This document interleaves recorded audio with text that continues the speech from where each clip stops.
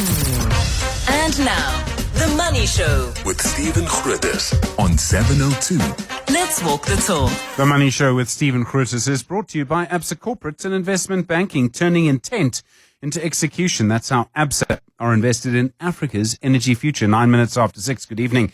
Welcome to the program. I'm Stephen Grootes. One of those days where, once again, we're all just watching the Middle East, waiting to see what will happen there. The report from Reuters that Iran might actually get to control inbound traffic through the Strait of Hormuz. We'll talk about that with the shipping expert, Timothy Walker, in a couple of moments. I thought that was an extraordinary story and something to take very, very seriously. I don't know if that's ever been done before. And the only way you could do it, and I was telling 702's John Perlman this, is you're going to have a situation where you have Iranian naval ships, presumably it would have to be, and they're shepherding ships bound for America? This is going to work? Really? Not so sure about that, so I thought that was interesting. We'll talk more about that and how that's going to work. The Citrus Growers Association very worried about how this is all panning out. I didn't know this morning, but 20% of our citrus exports go to the Middle East, and it's had a big impact on our industry. We'll talk too about what's happening in the media. So quite a few things. You've got Financial Mail sort of relaunching with Currency News, and Rob Rose is the editor at Currency News. He's been the editor of the Financial Mail. He was the editor there for a long time. Generations, Rob. We'll talk to him about that and just how it's going to work in the sort of media landscape. William Bird's the Director of Media Monitoring Africa. You've got that relaunch, but you've got so many other problems elsewhere. News 24's restructuring. You've got the retrenchments at ENCA. All of that's very important. And then Michael Markovitz is the Director of the Media Leadership Think Tank at Gibbs. He's looking at how you can make journalism into a profitable business. Can it still be done? I do sometimes wonder, outside of broadcasting, if that's going to happen. My question to you, I suppose, and take the radio out of it for these purposes, please, is what media do you consume and why? What is it about that particular media, and particularly business media, if I may? Why do you consume that? Is there something specific you're looking for and you go to that? Is it easy because it's on TikTok and you can just tap it? Is it the credibility? Is it a sort of, I don't know, Business Day, News 24, Business, Money Web kind of sort of, Financial Mail, Currency News thing? Is it about that? Maybe you subscribe to some of the international services, New York Times. I know some people subscribe. I don't know what it costs to the Financial Times, even though it is quite expensive. They feel it gives them something. So what makes you pay money for journalism? Or why don't you pay money for journalism, if you like? Be polite, please. We'll talk about that, but I'll really appreciate hearing your view on 072-702-1702 and your calls, please, as well on 011-8830-702 and 021-446-0567. 12 minutes now after 6. The Money Show with Stephen Grootes, live on 92.7 and 106 FM. Streaming on the Prime Media Plus app and DSTV channel 856. Well, in the Middle East, Bloomberg is reporting that Iran's Deputy Foreign Minister, Kazem Kharababadi, has said that an understanding in principle has been reached on almost all the issues facing the US and Iran, including the map for maritime traffic routes. At the same time, Reuters reporting tonight they've been told a proposed deal between Iran and Oman would see Iran having control over ships entering through the Strait of Hormuz. At the same time, oil prices holding sort of steady, just above $80 a barrel. Economies around the world really waiting to see what's going to happen to this bottleneck and what happens to oil prices. Timothy Walker is a senior researcher on maritime security at the Institute for Security Studies. Timothy, good evening. Thanks for your time. So, the situation's moving quite quickly. It's moving in different places. It's hard to know where it's all going to land. But is there any precedent for a strait that's got different countries bordering it, and one of those countries gets to control who goes through it? Good evening, Stephen. Thank you for having me on the show, and good evening to everybody listening.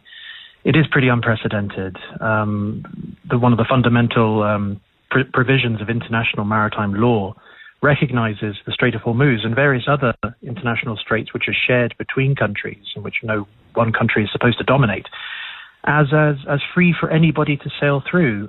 What Iran in particular is proposing here is to have an unprecedented kind of control over, it's saying at the moment, shipping, for instance, going through from the east to the west by sailing closer to its shore. But this is something which I think the shipping community is looking at with a great deal of trepidation. Confidence is pretty low that I think this is going to be a sustainable solution. Well, I mean, if you're going to say we're going to control that passage, the only way you can do that is through military force or the threat of military force, which means the Iranian Navy would have to manage that. And they will be dealing with ships that are trading with the United States. I mean, it doesn't take a rocket scientist to know that's not sustainable. No, absolutely not. Yes, the only real way Iran is able to extract some kind of fee, it's talked of at the moment. At the moment, the deal, as I understand it, talks of no fees being levied on any ships for about 60 days. Very similar to the United States MOU with Iran of a few weeks ago, which I know has been President Trump has been tearing up or trying to tear up in some respects. But it does follow actually some of the pathways laid out in that MOU. There's a lot of other things to negotiate as well, being left by the sideline. We're focusing here on passage of shipping in and out, but like I say, Iran has linked its actions against shipping to more than just whether a ship is going through or not. It's linking it to whether sanctions relief is going to be part of the package in the future. I think what Iran has done here is and has continued to do, and done so very successfully, is exert as much control as it possibly thinks it can get away with, or claim to control over as much territory and actions at sea as it possibly can, as a negotiating chip, in a way for some of the bigger deals, which it's very dependent on, such as sanctions relief. And also the one thing which hasn't been discussed so far as well, which was, as we heard from the United States almost 160 days ago, its key interest in this conflict that started, its nuclear ambitions as well. There's so much riding on this as well. So, Iran, unfortunately, and violence against shipping is never really far away from the equation. They are demonstrated they've got the ability to attack ships, and they're willing to do so. So the risk, I imagine, for the shipping community is that, there's been some analysis and some reporting in the US. It can be quite difficult to know where you are with reporting in the US because some of it's very pro-Trump and some of it's very against him. That Trump is actually desperate for a deal. He just wants this to end, which would be rational to assume that. So the risk then is that he takes a bad deal. Yeah, absolutely. The 160 days in, it's enough time to reflect on the reasons why the United States launched its attack, and Iranians chose to react in the way they did. And it's a tremendous blunder. And the conflicting signals, the ambiguity of listening to the president and some of his spokespeople and government officials complicates that tremendously. There does seem to be, in a way, two parallel negotiation processes going on. There is the actually existing one between what's going on with Iran and Oman right now, which does seem to be heading towards some kind of regional agreement. I'm not quite sure still how Saudi Arabia and the other Gulf states will agree to this. And there's the one which the United States has confidently and continuously saying is ongoing as well, but doesn't seem to accord with actually what's happening in terms of negotiations with Iran and Oman. There's also things like the clearance of mines. There are so many other issues which have not been put on the table yet to resolve still. So the likelihood of this actually not necessarily leading anywhere productive is quite high. I think shipping will continue to still be at risk of being attacked if it chooses to try and sail through the Strait of Hormuz without some kind of Iranian acquiescence. And there's also, just to note as well, a lot of concern over the passage into the Red Sea as well. Both major choke points around the Arabian Peninsula at the moment are looking very hostile towards the freedom of movement of shipping through there. And if there are going to be continued attacks or insecurity, that will result in an increased oil price still, and increasingly potentially the cost of inflation and goods elsewhere in the world going up in price as well, unfortunately. The other aspect is, if this becomes the deal, that Iran gets this, doesn't it set precedent for other areas where there are similar straits? And I'm thinking particularly Asia. I forget the name of it off the top of my head. Is it the Strait of Malacca? But you're suddenly going to have issues like that, and bigger powers, think China, thinking, well, if they can do it, so can we, and the US will let us. Yes, China will be very interesting to track on this regard. What's an observation from maritime history is the more that a country becomes a global power, Britain being an example from long ago, the United States recently, other countries even, is that their interest in the freedom of navigation does increase the more that they have ships going all over the world trading their goods and reaching overseas markets. But China has been very cautious.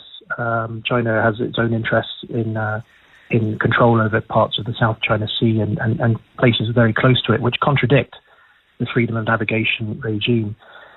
The countries around the Strait of Malacca, Singapore, Thailand, Malaysia, I think do fundamentally have an interest in not putting a regime out there which will charge shipping for a safe passage. I think Singapore in particular is very committed to having no such regime in place.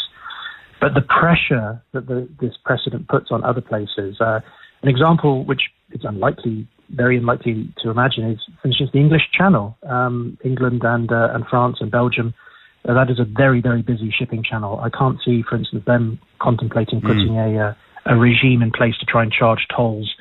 As we say, that the fundamental sort of reason or at the core of what's happening here with Iran's closure of the Strait is that there will be some violence carried out against shipping if it's passing through the Strait without their permission. So it does set a precedence, but it is a precedence backed up by the threat of violence and violence which is really against the global economic interest in cheaper prices and the free movement of trade. Timothy Walker, thank you very much indeed. Very sobering. Senior researcher on maritime security at the Institute for Security Studies, 21 minutes after 6. You're with The Money Show. Well, the conflict in the Middle East, uncertainty over oil and fuel prices, also having a big impact on some of our exports. Citrus growers complaining they've been particularly hard hit. Paul Hardman is the Chief Operating Officer at the Citrus Growers Association of South Africa. Paul, good evening. I mean, the Middle East is normally 20% of your export market. If you look over the last few months, what impact has this had on you? Hi, good evening, Stephen, and good evening to your listeners. The impact has been tremendous. The conflict started and coincided with the start of our export season, so it immediately changed the way the season was going to look. As you say, we send a lot of fruit through that strait, and that is a particular type of fruit. You know, it's almost customized for that market, and so it's not easy to then channel that fruit into other markets. Obviously, the way we've tried to manage the situation is to find alternative routes, and that hasn't been easy at all. It's added cost. You know, shipping costs have, in cases, been 3 times higher. And then there's the long delays. You know, the rerouting takes a couple more weeks than it normally would, which has some implications for fruit quality as well. So, fortunately, the demand has been there, and the logistics guys have done a fantastic job of getting the fruit there. But we certainly are down, and that's put pressure on other markets where some of that fruit has been channeled towards just to sell it now. Okay, so I was going to ask you about that. So then you were expecting our exports to actually increase this year. Are we going to have lower export volumes than we did last year? We're going to go backwards a bit? So it was looking so promising in February. We're expecting about 209 million cartons. That was our estimate at the start of the year. We've scaled that to 205 after just various reviews of how the markets are performing and how the different varieties are coping, under these conditions. So we are slightly still ahead of last year. So last year was 204 million. So a slight increase still. That's what we're projecting. But we certainly having a completely different type of season. It's not just about the volume. We're experiencing much lower prices. Obviously, the exchange rate has worked against us a bit. So the returns to growth this year are not looking good, and we do expect some growth, obviously, to not be making a profit just because of the circumstances they're facing in the market. When you find a market is affected like that, you've produced the fruit anyway, right? You've got the oranges and all the rest. Where do they end up going? I mean, you can't sell them all here, can you? So obviously we do have a processing industry as well, and that's taking as much fruit as it can. But certainly the value, the whole industry is set up for the export scene, and so obviously every effort is made to get that fruit into those markets, even if it might be somewhat delayed. Of course, we do have a local market, and that will. Fruit will be channeled into that market. Obviously, prices will be a little bit lower, but it does create a bit of a release valve for the whole industry if necessary. We've been in a long-term rivalry with Spain. I'll say it because you have to be diplomatic, but they've tried unfairly, in my view, to keep us out of the EU. Do they export to the Middle East as much as you do? I mean, could this give them a little bit of an advantage, or do you think it doesn't really matter?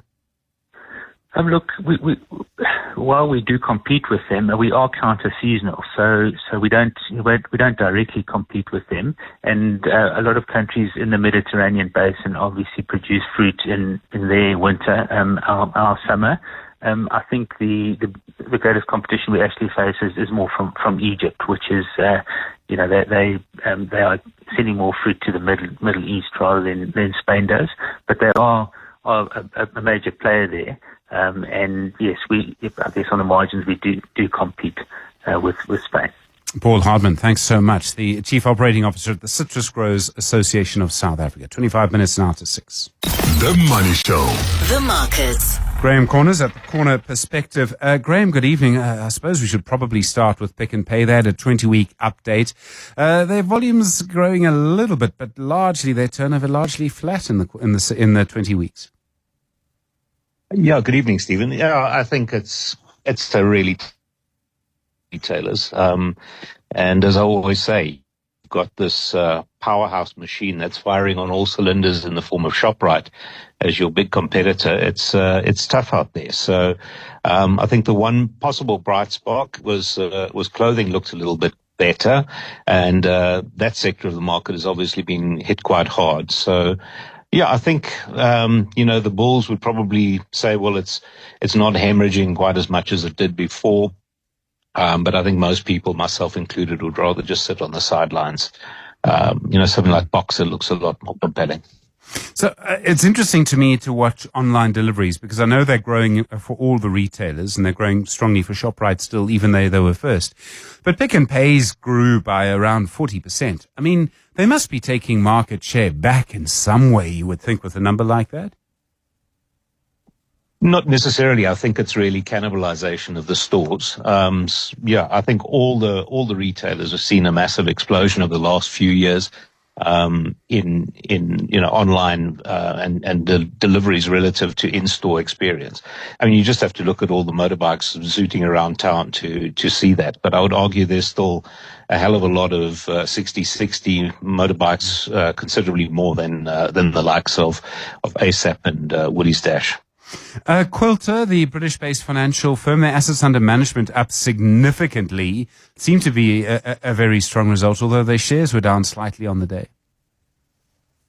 Yeah, I think most people would say, well, who are Quilter and why do we care? But of course, it goes back quite a long time when Old Mutual acquired that stake. And I would argue quite a lot of shareholders in Old Mutual, for example, actually received Quilter shares. So it does matter, but it looks at the moment to be the best performer of the old Mutual stable. As you say, AUM growing nicely. There's been some reform in the pension industry there, and they're not unique, but, an 11-12% increase in assets under management. I saw the discretionary assets under management, which is obviously higher fee base, were up similarly. So, it matters. And I think anybody who received Quilter shares from Old Mutual would be probably should be paying a little bit more attention. I think it's a really good business. I was a little bit surprised, to be honest, that there wasn't more operating leverage, because you see those sort of levels of AUM growth. You would actually expect more of it to drop to the bottom line, but I think the PBT was up the same number. So maybe that was a little bit disappointing, but Quilter really does, thanks to some regulatory changes, seem to have the wind at their back. And your old mates at Sappi, again, another loss this last quarter. You're joking when you say my mate Sappi. I've hurtfully often said that SAPI was an example why you don't buy index plays because, it used to be a much bigger company. I don't watch them closely in that sector. I think, Mondi is a vastly superior business.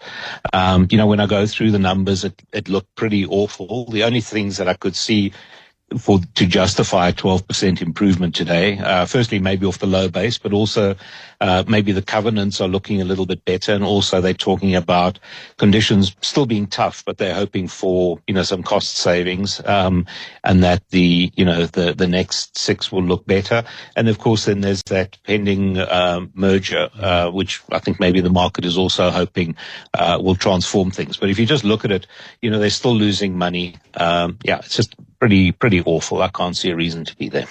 Obviously, a lot moving at the moment around oil. The rand's looking quite strong at the moment. I mean, is that just tied to oil? Is it other factors still? The U.S. Federal Reserve hold, perhaps? Yeah, I think probably all of the above, and precious metals very much so. The balance of trade, the South African exports minus the imports, and of course, gold, platinum, palladium, rhodium, those are key exports. Those prices they're off their highs, but they definitely still up on where they were, say, a year and a half ago. And then, oil's looking a little bit better. So, our trade numbers would look a little bit better, and I think that's probably helping to drive that. But also, frankly, Stephen, if you just think it wasn't long ago where South African bonds were offering, let's say the 10-year was offering you 10%, in a world where maybe America was offering you 3.5%. Inflation here was then 3%. So I think there's probably also been some foreign interest in South African bonds, because I don't think it's all possibly explainable simply because of precious metals and oil, because oil, although it's off its highs, is still, as we speak, about $91 a barrel. Graham Corner, thanks so much. Really do appreciate it at the Corner Perspective. WhatsApp Stephen On 072 702 1702. And 22 minutes to 7 the time. I don't know what on earth is going on between Megawatt Park, the electricity minister, and the president. Just on Friday, the president said, look, he endorsed the findings of the unbundling plan, the Eskom unbundling task team, and essentially said this is going to see the transmission company being completely unbundled out of Eskom. And everyone seemed to be happy for about less than a week. The chairman at Eskom, Mteto Nyati, giving an interview to Bloomberg today, saying that South Africa should hold off on transferring the assets out of Eskom to a separate transmission company until government sorts out the financial issues. And when we spoke to the various people involved in this, and particularly Rudy Dix, who runs Operation Vulindlela, last week, Friday, he said that would be sorted out. That seemed to be one of the recommendations of the task team.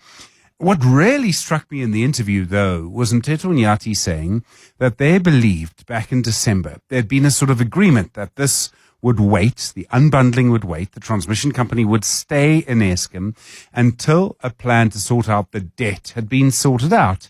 He says he and the board were taken by surprise during the president's State of the Nation address in February, when the president said this will happen. There's several things that come to mind. Firstly, would the president really go and make an announcement like that when the board didn't know? And if he would, and if the board was genuinely taken by surprise, then it really does look like relations have broken down. And that's just bad news all around. That's just bad. The second thing that I think I would have to say is the chair is clearly coming out now after what happened last week, and he's clearly very concerned about this. And I don't know what talks have happened, but it does seem to me as if people are digging in their heels, and people who we know have fixed difficult problems like load shedding. The reason I say that is they have a lot of legitimacy in society, and does make me think that you need to listen to them.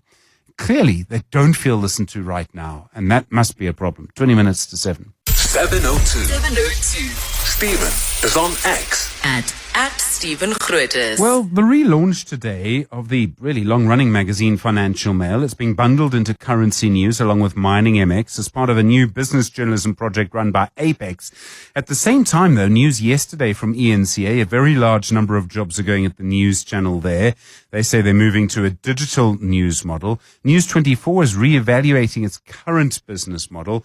That may see big changes to its structure. And you will have heard for quite a long time now about how worried people in journalism are around the financial sustainability of it.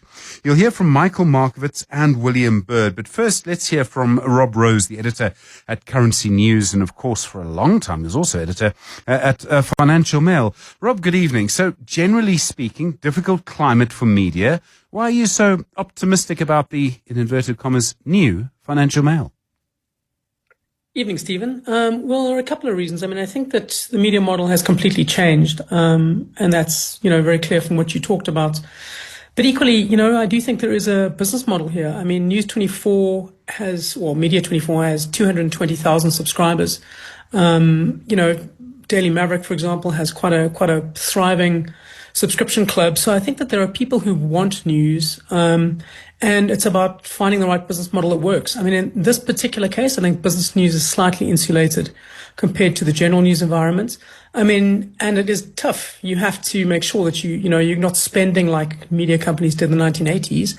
But I do think there are smaller entities that do work. Mining MX, for example, that is now part of the Financial Mail Group, was profitable. Duncan McLeod runs a small outlet called Tech Central, and they're specialists in their field, and they are profitable in their work. And so I think that kind of model, keep it lean and have specialists that speak to niche industries, does seem to be a more lucrative way of making it work, which doesn't obviously excuse what's happening in the rest of the industry. It's a bloodbath, and I think there are potentially democratic consequences to that for society, and I think those need to be dealt with. A lot of this is about advertising. So traditionally, in the sort of newspaper era, which feels like 5 minutes ago but wasn't, advertising paid for most of the costs, and often the cover price was just the distribution cost, really.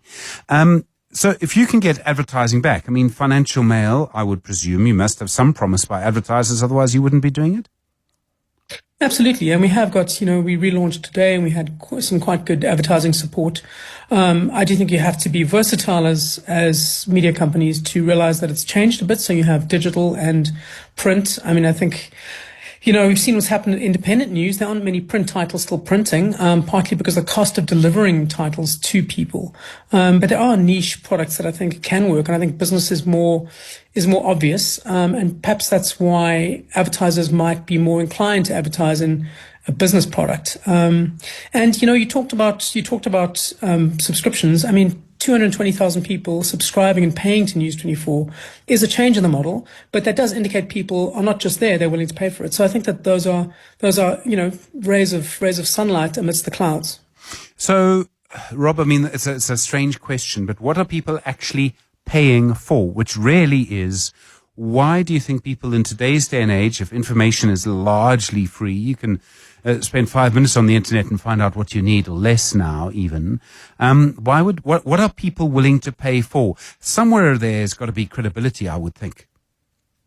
Well, absolutely. And I think that, I don't think anyone would disagree that there is lots and lots of information out there. So what you're paying for essentially is curation, which is what newspapers used to do. They used to curate things on the front pages and say, these are the 5 most important stories, and we think this is the most important thing. So in a sense, it orders your day. You have a sense that that's what you're paying for. But I also think in the modern media environment, it's not good enough to just provide a rehash of yesterday's press statement. You have to add intelligence to it. So I think people pay for analysis, and they pay for intelligence. They're not paying for information. And I think the titles that are still just replicating yesterday's stock exchange announcement, yesterday's press statement, I think those are the models that there's no future for. They will get swallowed up by AI. But I think if you provide something new to people and you provide something compelling, and more importantly, I think you're providing value to people. I think many of the titles have said you should support us because it's valuable for society, and of course it is, but I think you have to demonstrate value and then people will come, as opposed to saying, support us just because we're here. I think the press has to demonstrate their value. And, you and I know it. We've seen the value of the Gupta leaks. You've seen the value that Daily Maverick does, contributes to society. We know the value, but I think we have to demonstrate value more tangibly to people so that they reach into their pockets and support it. There was a time when if you wanted to win a newspaper circulation war, you would have either something very sort of titillating on the front page, or you would have exclusives. You would break stories nobody else did. I don't know if that exclusive kind of works anymore for an audience. Amabungani is a not-for-profit now. It produces exclusive after exclusive. And yet I don't know if that really increases the audience of the places where those reports are published. Stephen, I do think it does. I think if you provide something that's new, firstly, that contributes towards your reputation as a news source. People tend to trust you more, and people pay for credibility. But I also think that, you do see the readership increase in, say, you saw it with Daily Maverick, with Peter Louis Marburg's articles recently on how he was bribed. I mean, there's an actual tangible, or they tried to bribe him. But there is actually a readership spike in this. There is a demand for news, and I think exclusives that do really well absolutely bolster the title, and I think there's vast interest in it. And that's why you see Amabungani partnering with News 24 in certain stories and other people, and I think you do see that tangibly, and actually that's in a sense what we're betting on. You give people something new, something they haven't seen before, from a credible source, and there's a value in that. Rob Rose, thank you very much indeed. The editor at Currency News, the Financial Mail relaunching today with the Money Show, 10 minutes now to 7. William Birds, the director of Media Monitoring Africa. William, good evening. So there's some optimism in some places about certain types of media, but generally speaking, is it true to say that virtually all news organizations are growing weaker? Well, yes and no. As Rob pointed out, it's a bit of a mixed bag, because if you look internationally, people still want and value and trust public broadcasters. For example, when you look at a crisis point, people turn to news that they know and trust, that is there, that operates in the public interest. All of our news organizations saw significant spikes during COVID, precisely because people wanted to get credible, accurate information. The big problem, of course, is the financial model is just not there anymore, and it's being actively eaten and devoured by the social media platforms. And not only is it devouring them, it is also kind of cannibalizing the way we think through and understand news. So increasingly people turn to news through those social media platforms. And to a degree, that's fair and fine, and there's nothing wrong with that, obviously. But where you lose the real value of news is that on those platforms you think it's not curated, but it is curated, but it's just not curated around actual public interest values, unlike, say, this program, right, which is there to serve a particular audience, but it's got a producer and it's got a presenter that think carefully about what are the big issues, what are the things we want our audience to know, who are the people we need to speak to, and that frames what you get to hear, right? Whereas on social media, you'll be flipping through, you'll see a news story that's serious about something that may have life-changing consequences, about a vaccine or about politics or whatever it is, and the next thing you're looking at a cat video falling out of a bath or whatever, right? And that sense of community, that sense of building a better understanding of what's actually going on in our society is being lost. So I think that while this is a ridiculously traumatic bubble for social media, I think that fundamentally people will still need news. And as we increasingly know less and less what's real on social media, people are going to be returning to things that they actually know there's a real person and it's real people putting that content out there. I mean, that might be a bit optimistic, but let me put the question to you in another way. Would the future of journalism then be about making meaning of what's going on around us? And if you do that, and if you do it credibly, you might stay in business? I think so. That's part of it, yes. But it's also still going to be about providing people with a sense of what's actually really going on, knowing that it isn't a bot that generated this video. I know that Stephen Grootes actually went out and reported on this thing. He actually went to Davos and was there. It's not an AI-generated context of someone who may or may not have been there and may not be hallucinating. So in as much as I think for the period now, making meaning and helping people understand what's going on is increasingly important. And I think that that's what we need to focus on. And that's pretty much what Rob said their model is based on, right? About providing analysis, interpretation. Those models are still going to survive because as the world gets more chaotic and people feel more overwhelmed, they need things that help them make sense of that. So to that extent, news isn't going to become irrelevant, but the models that we're seeing where you need journalists actually to still do the hard yards, those things are still necessary. What we need is something that's going to sustain their salaries. There can still be a big appetite and audience for broadcast news if something big is happening. So again, COVID's the perfect example. The US elections, CNN had their biggest ever kind of audiences during those times. I'm sure the same is true here. Is that a model that maybe still works despite everything, or do you think there are limitations to that too? Well, I think that as for big events that people get a sense of what's happening, they will resort to their news organizations to see, is this actually really happening? So when you take elections, for example, or those sorts of things, people are going to go to news organizations. So to the extent that they're needing to cover, critical events and make sure that people understand them and see them, that is still going to continue to be something that news organizations will need to cover from, all different sides and perspectives, because you can get certain things from AI, but whether or not it's real, you're going to need to go to an actual news organization where there's a real journalist that's telling you this is what's actually going on. So that certainly is, I suspect, with AI going to become increasingly important, not less important. William Bird, thank you, Director at Media Monitoring Africa. Michael Markovitz is Director of the Media Leadership Think Tank at Gibbs. Michael, good evening. Good to chat again. It's been a while. Are there particular financial models that you can see may contain the seeds of a future for journalism? Hi, Stephen. Good evening. Good to hear from you again, and evening to your listeners. Look, I think that while there might be niches and some players that are surviving, you look at the big global brands like New York Times, Financial Times, and Rob talked about niches and technology and finance, they may survive. But the reality is, Stephen, that there's been market failure. And it's not just in South Africa, it's a global issue. The fact that the Competition Commission spent 18 months investigating anti-competitive conditions in the news market is a case in point.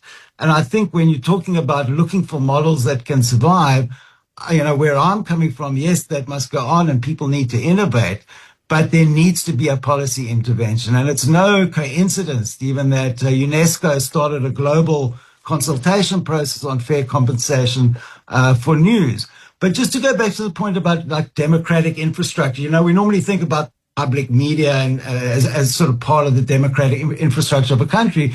But if you think about it, Stephen, South Africa's got the 21st most free media in the world. We've seen 13 free and fair elections in a row consecutively since democracy. And I think it would concern me if people took that for granted, because what you saw this week is that even the most successful or the most resourced subscription player on the African continent is still loss-making. So something has to give. And I think that what you're looking at is a mix of solutions that people are considering.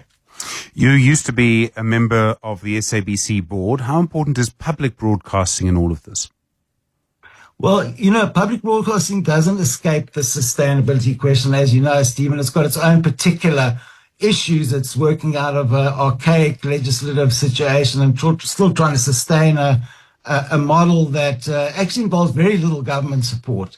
And I think generally speaking, you need obviously a sustainable SABC, but you also need sustainable private, independent community media.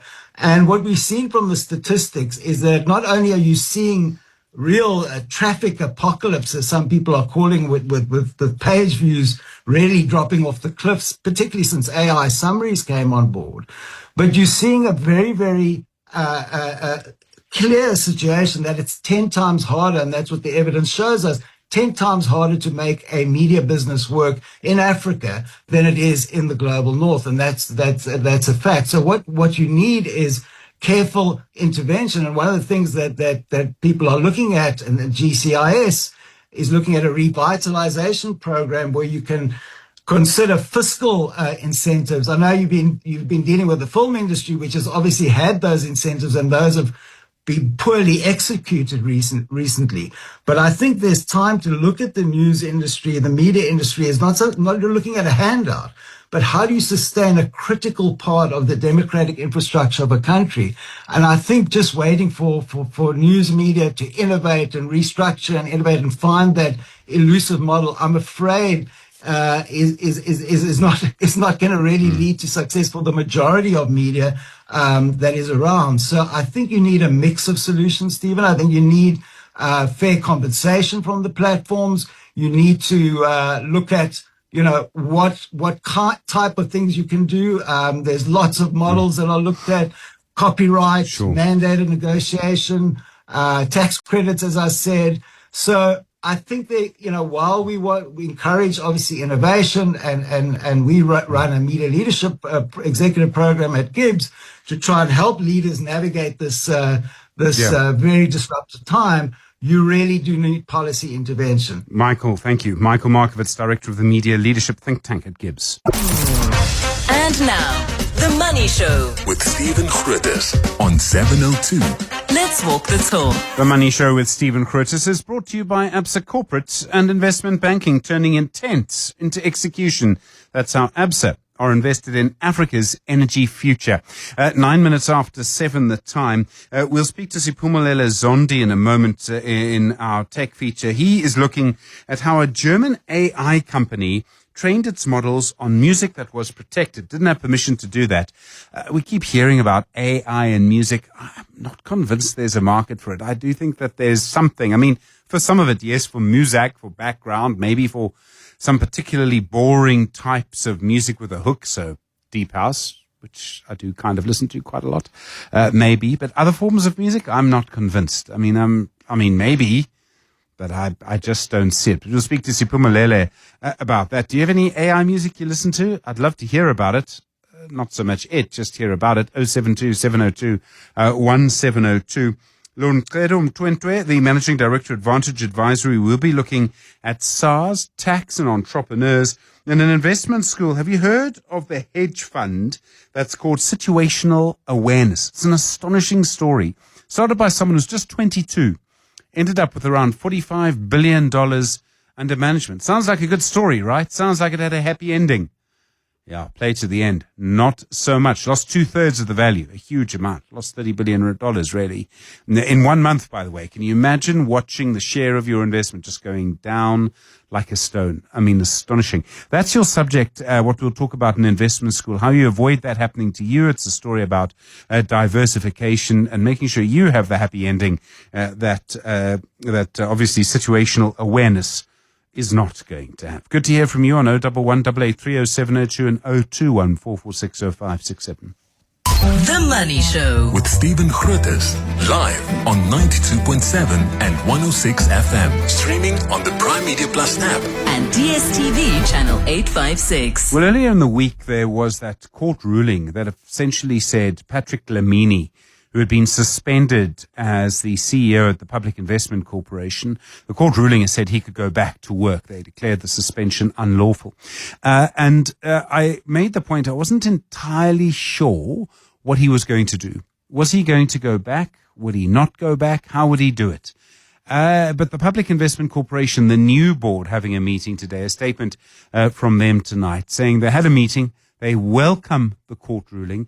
They had a meeting with Patrick Lamini and he's back at work. So now we know what's going to happen. On balance, I did think this might be the neatest way for the new board. They can say, look, this all happened under the old board, nothing to do with us, but now we don't have to go through a process of getting him back and his job returns to him. He probably, I'm guessing here, I don't think I've ever spoken to Patrick Lamini, although I would like to.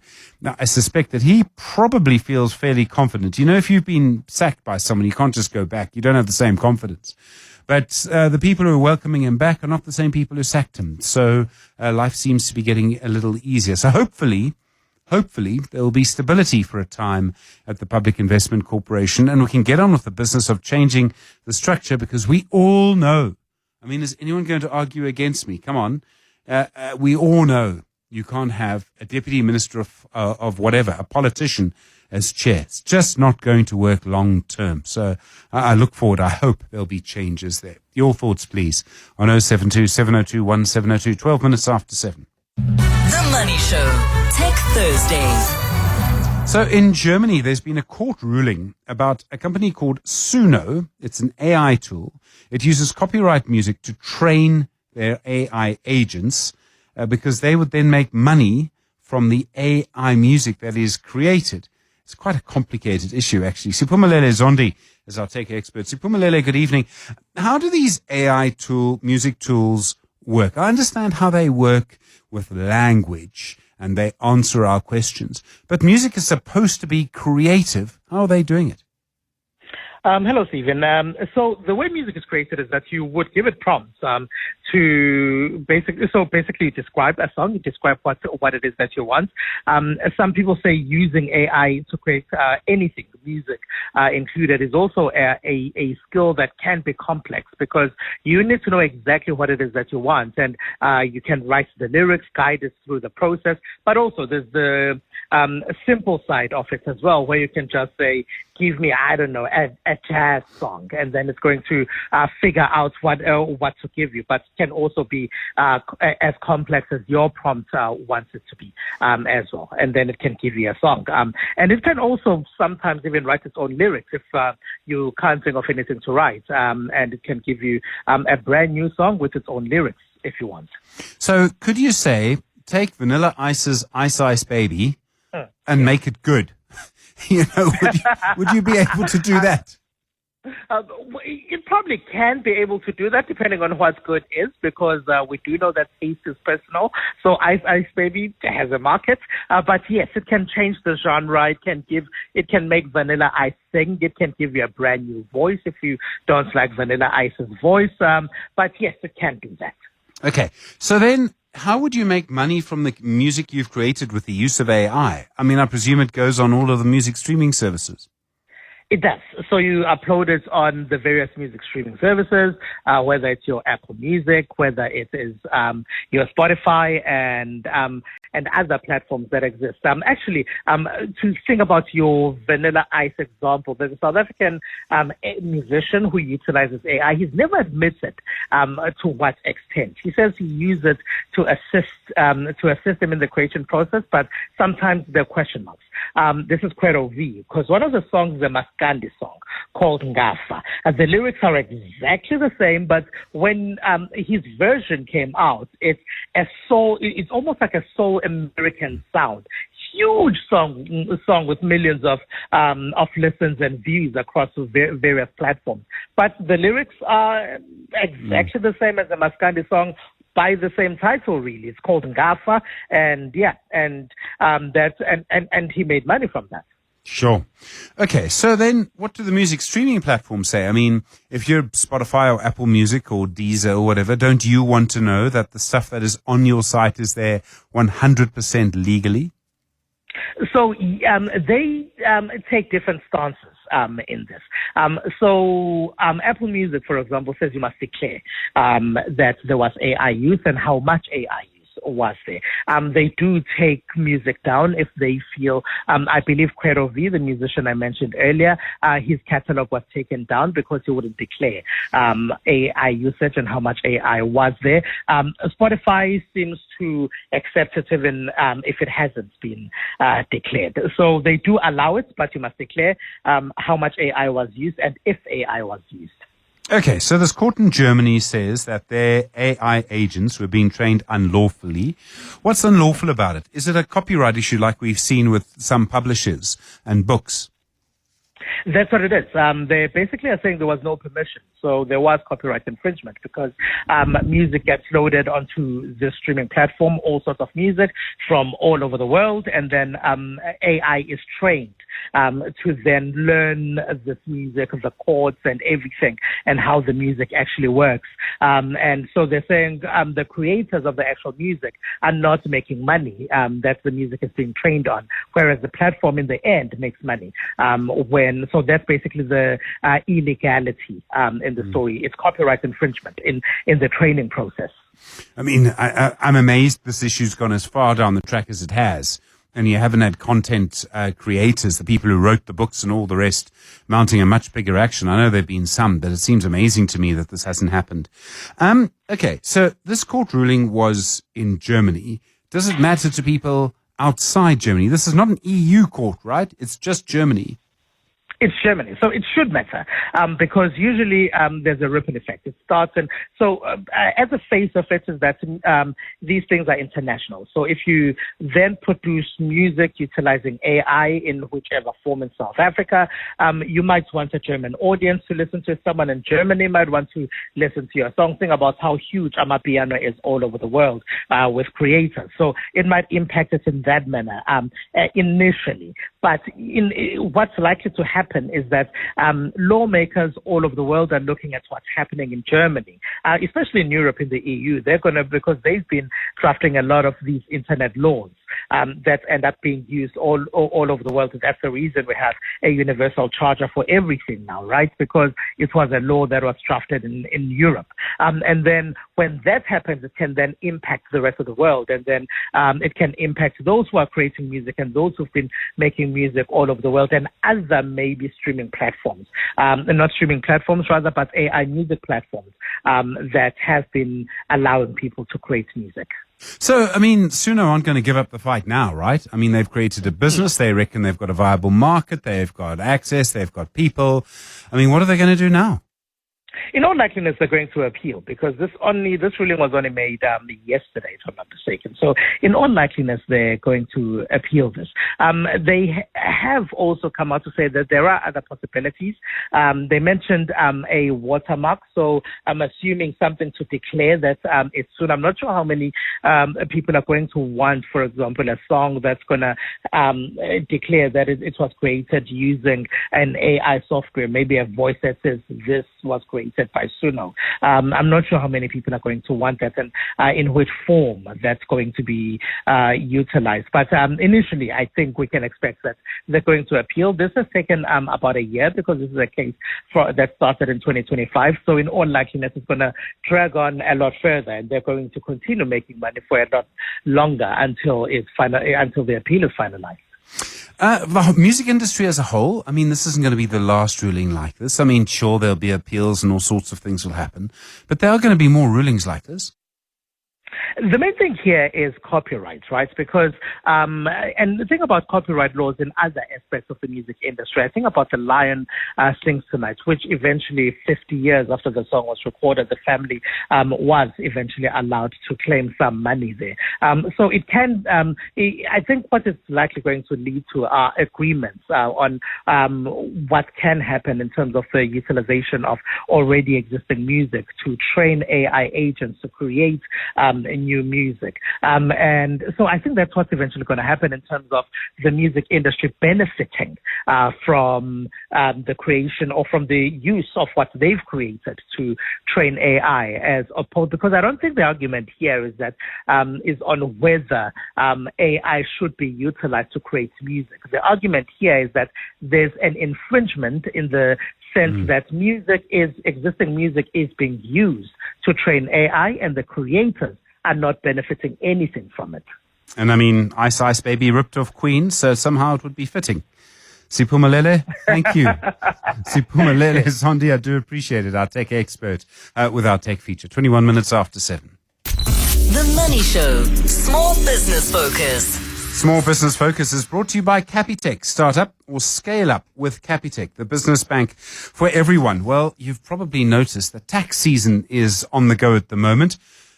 Maybe a good moment for you to get a better understanding of what's happening through your small and medium enterprise, through your firm in terms of cash flow and the regulations that you have to comply with.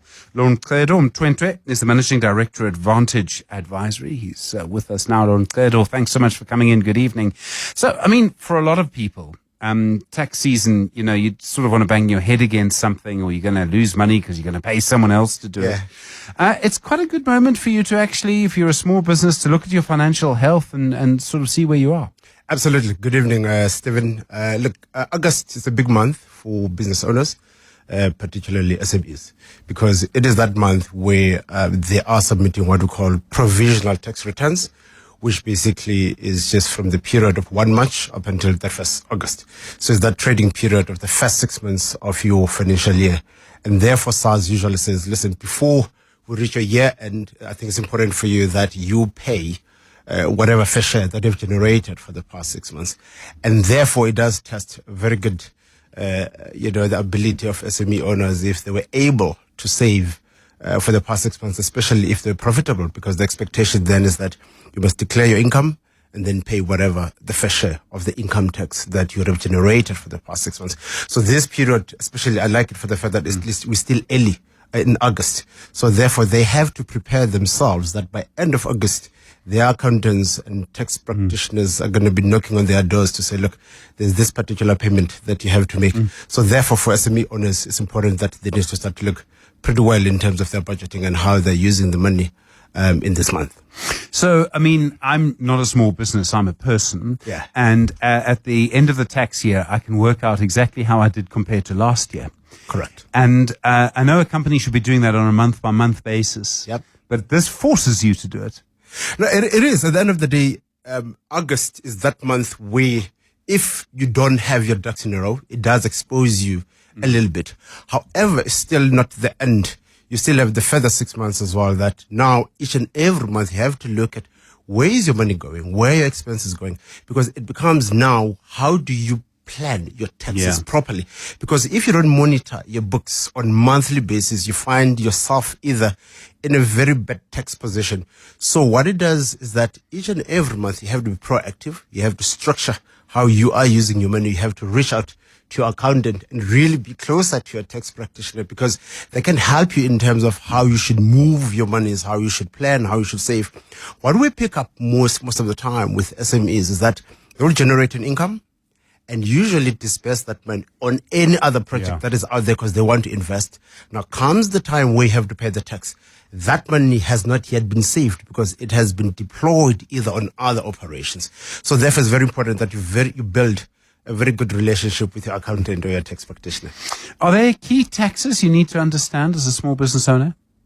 Yeah, other than the obvious ones, I always say, it's important for the entrepreneurs to look at what we call the CGT, capital gains tax, right? It's usually 21%, 21.6%. If you have sold some of your assets, you're expected, if you've made a gain or a profit, you still pay what we call capital gains tax. If you remember, there was a time in the early 2000s, there was a big case in South Africa that dragged for like 20 years or so.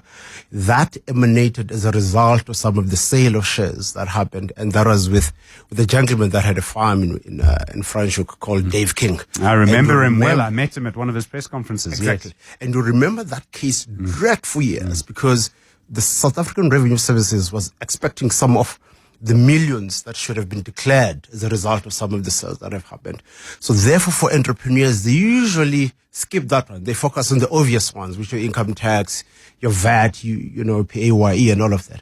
But however, as entrepreneurs are scaling up or buying businesses, selling business, it's very important that your capital gains tax, you don't forget about it, because it can catch up with you later on and it can wipe everything that you have. I think Dave King became a historical advisor to President Trump. Absolutely. Yeah. Are there common mistakes that people make? Are there things that you just see again and again and again where the owner just didn't get it? And I also wonder, you're the owner, you've got other things to do. You might spend too much time or not enough time on your tax.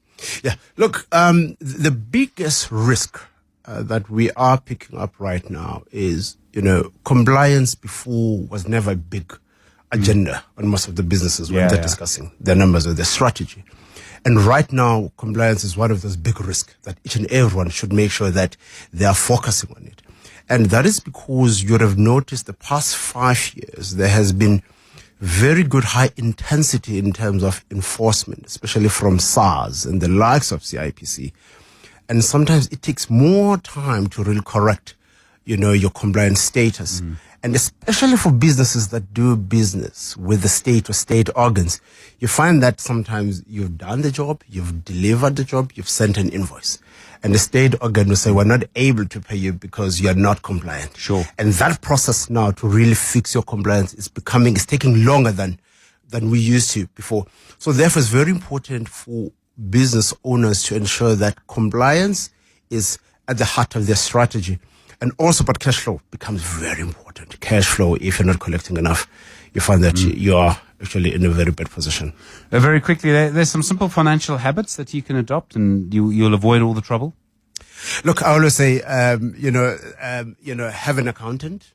Make sure that each and every month, you don't only just get these reports and look at them and do nothing. Have discussions with your accountants. Let them advise you. Sit with them. Spend an hour to really understand how you should be really managing your finances as an entrepreneur. I know they don't have time most of the time of the SMEs because they're wearing so many hats. But that investment of really looking at the performance for that particular month is very important. But most importantly, collect as much as you can. Cash is king. The economy is not doing pretty well. So it's very important that you manage your cash and you're able to collect as soon as possible. Lonqedo, thanks so much. Lonqedo Mtwentwe is the Managing Director, Advantage Advisory. The Money Show. Investment School. 26 minutes now to 8 the time. So I don't know when you do investments if there's a nightmare that plays out in your head. I'll tell you mine, which is during COVID. And I couldn't tell you names or even dates. But I kept hearing about this story where someone took all their retirement money out of the JSE because it had tanked so badly just as the hard lockdowns were about to start, and they lost 30% of their funding. And they just, they were retiring and they could never get it back. If they'd left it in for 2 weeks, it would have been a different picture. I mean, that for me is a nightmare. It's not so much what you left with, it's what you lost, right? Now, there's an even worse example than that. So in the US, there's a fund called Situational Awareness, or maybe I should say there was a fund called Situational Awareness. It was a hedge fund. It had assets under management of $45 billion. In the month of July alone, there are only 31 days in July, it posted a loss of 67%. So if your life savings had been in situational awareness, 2/3 of that would have gone. $45 billion, I'm no mathematician, but roughly $30 billion. Cheers. Goodbye. Probably never coming back.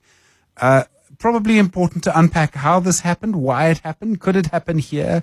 How do you avoid your worst investing nightmare? And they say investment school won't give you nightmares.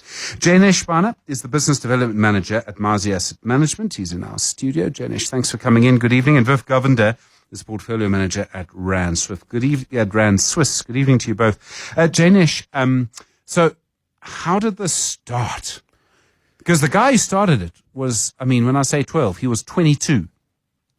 That's exactly correct. Thanks, Stephen, and good evening to the listeners. This is a horror story, I guess, of poor risk management.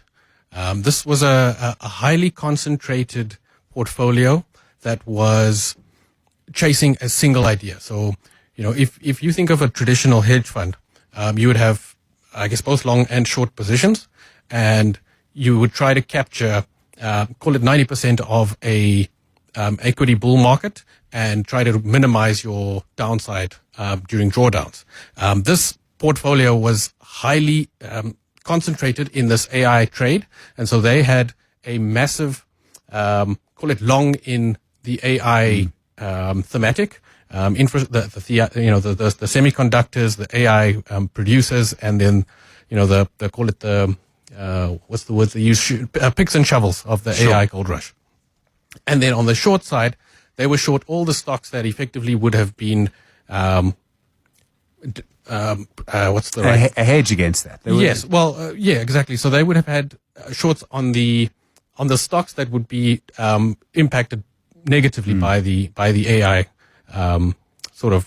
rollout. So would another way of looking at this say they put all of their eggs in one AI basket? Exactly that, yes. And they went, there's no risk management, which would have prevented a massive drawdown of this, kind of magnitude. So this hedge fund was very different from other hedge funds that are maybe older, more established, maybe run by older people. This is what, I like my hedge fund managers old. But this is one of those places where this would not have happened to an ordinary fund. Absolutely not. And one of I guess this is just a very specific, poorly managed hedge fund. And I think one of the things to take away from this is that the stocks that the situational awareness fund had to sell was bought by another hedge fund. the Citadel hedge fund. And so, it's a case of one bad apple, I guess spoiling the story for the rest of us. But traditionally, hedge funds are a lot less exciting, maybe a lot more boring in inverted commas. And specifically in the SA context, we wouldn't be seeing, we shouldn't be seeing things like this. Our hedge funds are much more focused on risk management. Viv Govender, we all know that you're a big fan of AI. Did this surprise you? I mean, was this a fund you had been watching and thought to yourself, this is unlikely to happen, and suddenly this really did explode? Yes, to a certain extent. But I mean, first you must put this in context. The person who ran this fund is 22, but apparently he is, I think he was valedictorian at Columbia University at 19. And he had gotten this fund up. I mean, the returns before this point, in about a year and a half, were absolutely unbelievable. To give you an idea just how spectacular the returns were, even this year, when he lost 67% in basically a month, effectively, like I said, he's still up 80% for the start of the year. You know what I mean? He had a brilliant analysis about the market and an absolutely juvenile risk management strategy. That was the main thing here. He's in fact, the day after he had basically given or basically sold out his public assets to Citadel. I think the rise in the market was enough to let Citadel over $1 billion in profits on those assets alone. So his idea, situational awareness, was, as was said, he believed in AI really early on. There is a belief, I think, as well, that his girlfriend or fiance is a very senior person at Anthropic. And Anthropic, I think, remains the major asset left in that fund because he's basically still got his private holdings. He had to sell the public holdings, which had the margin calls that are attached to it. But the private holdings still has them. And I think that the Anthropic holding alone is worth about $5 billion. He's, like I said, very well known in the field. He's we had a paper called Situational Awareness, where he kind of discussed what he thought was going to be the future of AI, and he kind of followed that. But the problem is that even though he was extremely correct, and I mean, like I said, he until that point been up massively, and even for the year up 80%. He basically did not leave any room for error. By being geared, that means you've got to be almost perfect in order to basically make your money. And he was taken out by a few days of market downturn in some key stocks, and that basically destroyed, like you said, the fund that he created. Despite the fact that, I mean, a normal fund manager that was not geared would still have made unbelievable returns on this particular portfolio. Viv, could something like this have happened in South Africa? I mean, are there any hedge funds here that would ever be so concentrated? Not really. I don't think so. But I mean, and also not of this size. We're talking about a multi-tens of $billion portfolio. It times that by the 16.5 that we see right now in rand terms. We're talking about something closer to like a quarter or three-quarters of a trillion rand portfolio. You know what I mean? This is an incredibly valuable thing. We would never see something this large, this concentrated in South Africa. But again, like I said, I mean, it started as a much smaller fund. I think the initial investment in this thing was about $200 or $300 million. And so we're talking about an incredible run up on and even when he's like current valuation of 10 billion, which if he can get out of the private holdings would be the current valuation. That is still an incredible return over a year and a half on what is a relatively small investment. But I don't think in South Africa we take such strong risks. But the thing to be said is that I think he was, like I said, he's got such a strong belief in AI.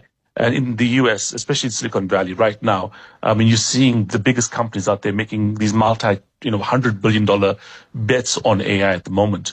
And if you're looking to basically pursue what you think is going to be an AI strategy that's going to go forward because you believe in the AI theme, this was one way in which to basically get the maximum possible return on that belief.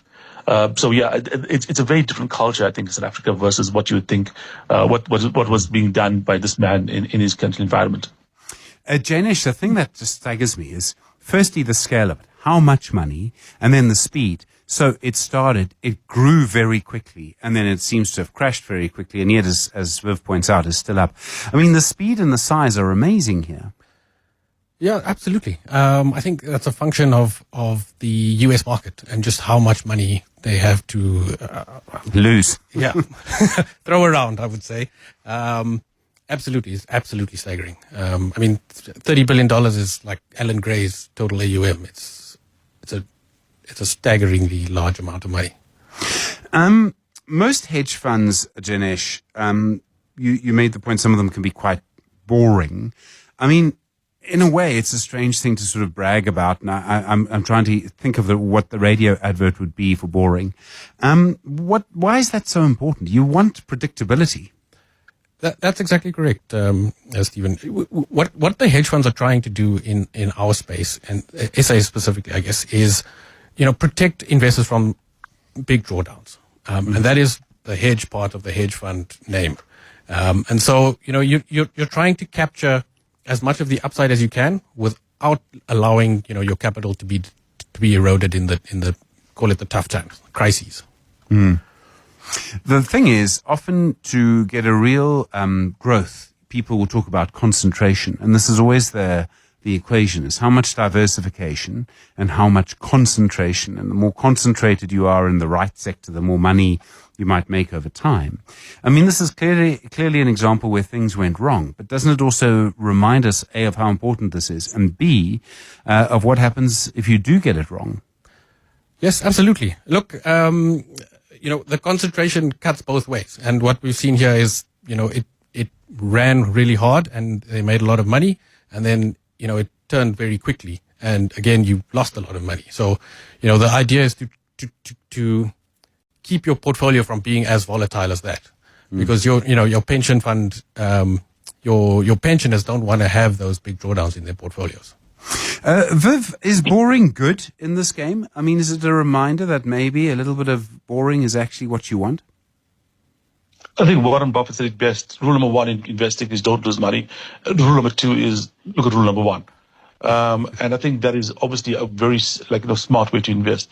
It must be said, in this case here, the tools of hedging basically were not used to actually protect your assets. This was used to basically accelerate returns if your trend was correct. So what he did here was technically, if you look at it, you look balancing longs and shorts, but it is actually balancing longs and shorts on a theme that these things were not hedged. These were not like in a case where, these should be moving in the same direction. The short was supposed to fall, the longs was supposed to go up, as opposed to the shorts compensating for a falling long, if you know what I mean. And so this was a very different kind of, they use the same tools as a normal hedge fund would use, but it was used for a different purpose and designed almost to increase volatility and increase returns. And the amazing thing about this is that had he not been this geared, and I think it was like between 3.5 or 4 times geared, he'd just be gone in and without gearing at all, or maybe even 1.5 times geared or something like that there. The returns would still be spectacular. He may not have been hitting 45 billion, but he'd be hitting like 15 billion or 16 billion. Without all this danger of falling backwards like he has. So, I mean, this is a reminder about leverage as well, that if you're going to do this, you've got to do it properly in all ways. And I think there must be a conversation too about overreach, Viv. Oh, yeah, most certainly. Look, I mean, my belief is that, Warren Buffett has those tools. My first belief is don't be stupid. Try not to be stupid. And I think that is what was happened here. It was brilliance combined with a tiny amount of stupidity, and the stupidity overwhelmed the brilliance. And I do think that, in terms of, an approach to investing, his youth, somebody that's that young and that successful, it's very rare that you're going to be able to tell him anything about, a possible failure, you know what I mean?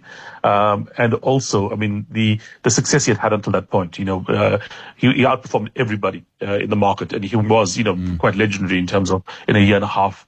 So yeah, it's that hubris, stupidity, whatever you call it. And amazingly, I think he has already been offered other positions at the moment. The thing about the culture of Silicon Valley is, remember the guy that did WeWork and destroyed that company, and he was offered, new investment money to invest in a new company almost immediately afterwards. The culture in like the US, especially around Silicon Valley, is, you fail big. But if you fail, we assume you learn something from the failure, and therefore we'll give you even more money because next time you won't make the same mistake. Whereas in places like South Africa, if you fail, you're probably not going to be able to get opportunities again. Yeah, it's so interesting. I mean, in a way, when you describe his behavior, he reminds me of a kind of, Justin Bieber in his 20s, who was just unplayable for a while and then sort of calmed down and seems to have grown up a little bit. Janish, I mean, we need to talk about what diversification is and how much diversity is enough. And let me just explain what I mean. Because there were 40 different positions, right? So the fund held shares in 40 different companies. And you would think by any measure, if you did that on the JSE, you wouldn't be able to buy 40 retail stocks or 40 mining stocks, I don't think. I'd have to just check the numbers on that. But in that case, I mean, you would think 40 positions is diverse enough.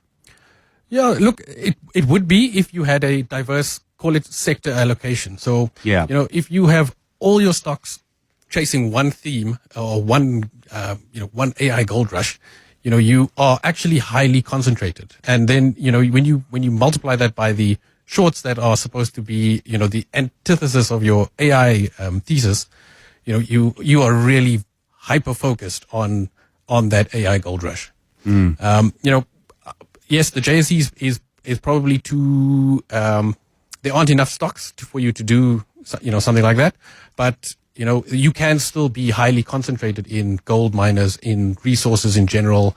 And, you'd obviously need to diversify your portfolio across, a number of sectors before you would get the real benefits of that diversification.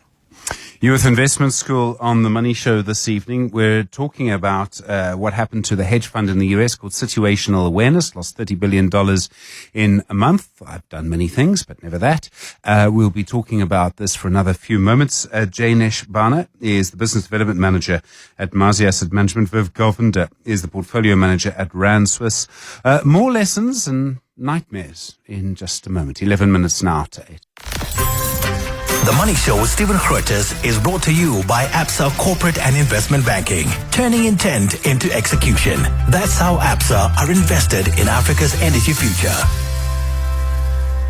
The Money Show. Investment School. 9 minutes to 8 the time. We're talking about the US hedge fund, Situational Awareness, lost 2/3 of its funds under management in just a month, still up 80% on the year, but did in the process lose $30 billion. Jainesh Bana is the Business Development Manager at Mazi Asset Management. Viv Govender is the Portfolio Manager at Rand Swiss. So, Viv, this issue of diversification, they held 40 positions. They were all in one sector. If you were asked to advise them, let's just say 2 months ago, before all of this happened, and you said to them, and you were asked, how would you make this diverse? Would you have gone for a kind of opposite to AI sector? Or I presume you would have taken a spread of sectors to try and diversify this risk to manage it in a more effective way? Look, I mean, you don't always have to be diversified. You can also a single strategy portfolio where you want to basically focus on a theme. That's valid. That's where you can buy an ETF that's focused on a theme, like a gold ETF or something. The problem here was the leverage. The diversification, obviously, which would have been useful to have. But when you're geared like this here, and you are diversified across different sectors, if you have something that you geared on, like say 6 times or something, and it's only 10% of your portfolio, if it falls, it's still going to destroy you. If it falls 50%, because that 50% is still going to be multiplied by 6 times. You know what I mean? Because of the gearing. So the danger here was not so much the diversification; it was the gearing that came along with it. I think if you were to look at something like this here, you could have basically had perhaps choosing sector winners. So you say if you were to be long Micron, be short SK Hynix, and that would have protected you. Make sure that the shorts were correlated positively with the longs. If they short one memory company, long another memory company, don't long memory companies and short software, which are not related directly. And I think that was the issue here. So you can have a single strategy, you can have a sector kind of a portfolio, but just don't get your gearing so high that a relatively volatile stock, which is like SK Hynix, Micron, these kind of companies are up 10x in the last year. You cannot assume a company that does 1,000% return could not fall 20-30% in a week. And that's something I think he should have thought about when we came to designing the portfolio. Jainesh, risk management, so it matters. Where do you start with risk management? I mean, how do you sort of go about formulating that to make sure that this kind of nightmare never affects you? That's a great question. Great question, Stephen.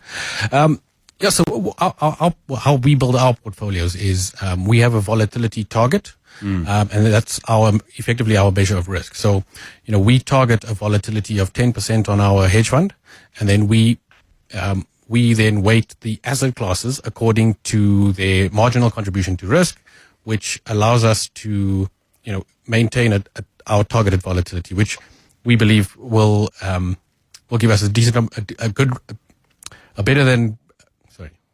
will give us a good return at a relatively low volatility, which is effectively our measure of risk. Yeah.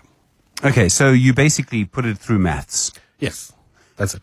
And over time, what has that meant? I mean, there are lots of. I presume there are other ways to do it. You'll be following a quite established path, though. Yes, absolutely. Look, it works.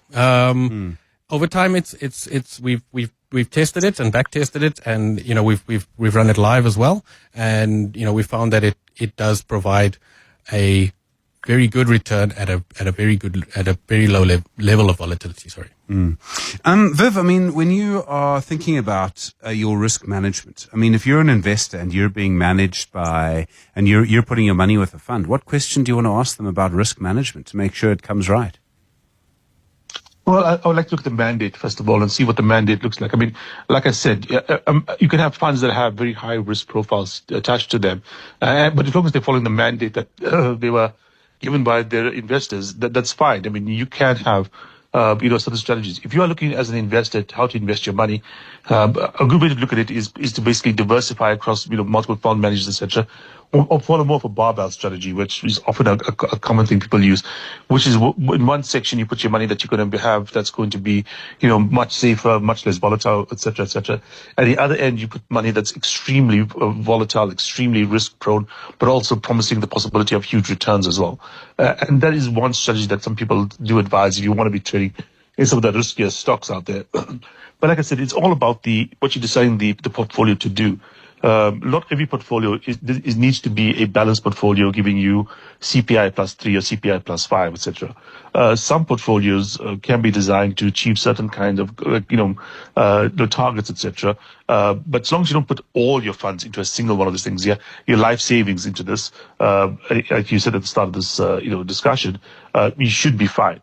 If you have 10% in a stock or a portfolio like this year, you could have run the risk up and you might have just justified it and said, okay, this has gone up so much, it would have justified my initial investment, risking this 10% here. But putting 100% something like this here is what the real mistake is going to be. Janish, I would think that what it also just reminds us is be rational and be sober. Sit down and think about it, work out what you want to do, and listen to what our parents taught us, which is not to put all our eggs in one basket. No, that's absolutely correct. Don't bet the farm on one idea. You've got to be thoughtful. You've got to work out what's growing. You've got to put your money in lots of different places. Absolutely. One of the lines that came up was, boring diversification is the seatbelt of investing. Nobody notices it until it saves them. I love that. Viv, do you think we'll have something like this happen again? I'm almost certain we will, and probably during this particular period. Almost certainly. Look, I think that the amounts of money being spent on AI at the moment are so large. It has to.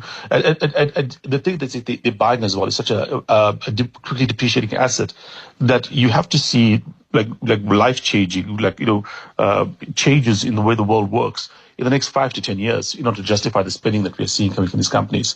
And if these changes start to occur, it's obviously going to add to the hype of AI. We're probably going to see something like this happen again. At the same time, unless you believe that like Google, Facebook, Amazon, etc., Microsoft are spending hundreds of billions of dollars on a technology that they think, or they don't understand, or they don't think is going to do great. It doesn't really make sense. There must be some belief system among these tech guys to spend this kind of money on AI. And the one thing I'd put forward to you is this. Don't look at the AI that you have access to as the AI that they're looking at. Sure. The stuff that they have is usually 6 months to a year ahead of whatever they're giving out to you. And if they are seeing stuff, right now, that's 6 months to a year, what you are seeing, and they're saying to themselves, let me double the money I'm investing in AI, that shows that it's probably something that's very powerful coming down the line. But the problem is, like I said before, we don't know what the actual money-making part of AI is going to be. The internet, it was not the guys that made the fiber optics. It wasn't the guy that made the routers. With AI, it might not be the guys that basically build the AI systems. Yeah, indeed. Viv, thank you so much. Viv Govendus, Portfolio Manager at Rand Swiss. Janish Bana is the Business Development Manager at Mazi Asset Management Investment School. We'll bring the nightmare to a close now, shall we? The Money Show with Stephen Grootes is brought to you by ABSA Corporate and Investment Banking, turning intent into execution. That's how ABSA are invested in Africa's energy future. Well, in the US, things turning negative. The Dow Jones down 0.82%, the Nasdaq down 0.17%, the S&P 500 down 0.28% so far. Friday tomorrow, and we'll be back then. Good evening. It's 8 o'clock.